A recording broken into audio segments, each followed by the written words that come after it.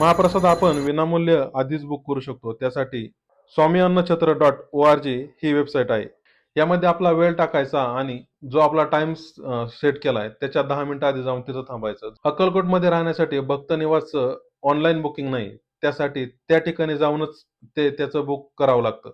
त्यामुळे जर आपल्याला भक्त निवासचं बुकिंग करायचं असेल तर लवकर गेलो तरच आपल्याला मिळेल. भक्त निवासच्या आजूबाजूला देखील राहण्याच्या खूप सोयी सुविधा आहेत. त्या आपण ऑनलाईन बुकिंग करू शकतो. पण जर आपल्याला अक्कलकोटमध्ये जाण्यासाठी लेट होणार असेल तर अगोदरच बुकिंग केलेलं कधी पण चांगलं.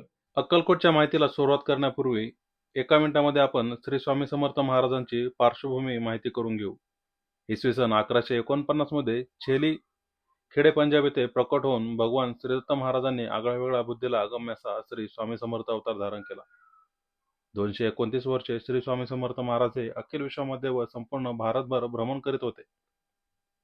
इसवी सन 1378 मध्ये आंध्र प्रदेशमधील पिठापूर येथे श्रीपाद श्रीवल्लभ हे नवीन नामाभिमान धारण करून सुमारे 150 वर्षे अंधश्रद्धा दूर करून खऱ्या देवाची ओळख विश्वाला करून दिली.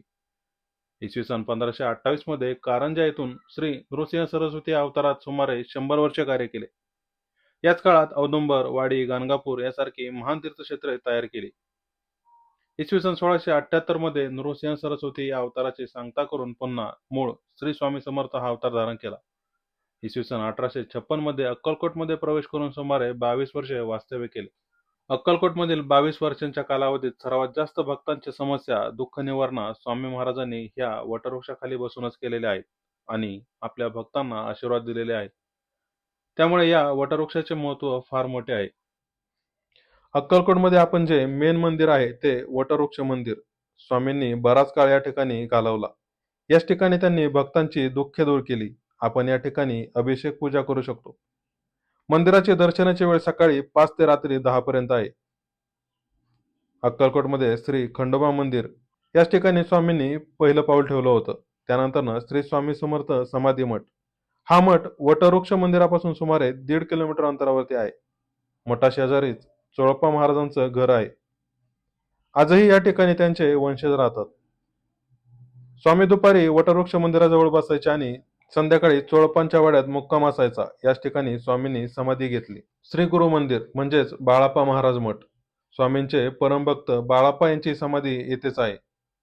तसेच अक्कलकोटमध्ये अजून बरीच ठिकाणे आहेत जिथे आपण वेळ असेल तर नक्कीच दर्शनासाठी गेले पाहिजे. जसे की श्री स्वामी समर्थ राजेराय मठ, मारुती मंदिर, श्री शमी विघ्नेश गणेश मंदिर. अक्कलकोटमध्ये आम्ही अगोदरच प्रायव्हेट रूम बुक केली होती. त्याचे चार्जेस 1,500 रुपये असे होते. अक्कलकोटमधील भक्त निवासाबद्दलची माहिती म्हणजेच फोन नंबर, वेबसाईट आणि त्याबद्दलची इतर माहिती मी खाली डिस्क्रिप्शन मध्ये ऍड केली आहे. सोबतच अक्कलकोटमधील काही प्रायव्हेट रूमचा फोन नंबर ऍड केला आहे. तसेच अक्कलकोटमध्ये जे अन्नछत्र चालतं त्याच्यामध्ये फ्रीच्या लाईनला न लागता आपण अगोदरच बुकिंग करू शकतो. त्याची देखील इन्फॉर्मेशन मी खाली डिस्क्रिप्शन मध्ये ऍड केली आहे. त्यामुळे तुम्ही डिस्क्रिप्शन नक्की वाचा. अक्कलकोटबद्दल माहिती देण्याचा हा माझा छोटासा प्रयत्न होता. माहिती आवडल्यास व्हिडिओला लाईक आणि चॅनलला सबस्क्राईब करायला विसरू नका. आणि हो, तुम्हाला काही प्रश्न असतील तर ते कमेंट करून नक्की विचारा. धन्यवाद.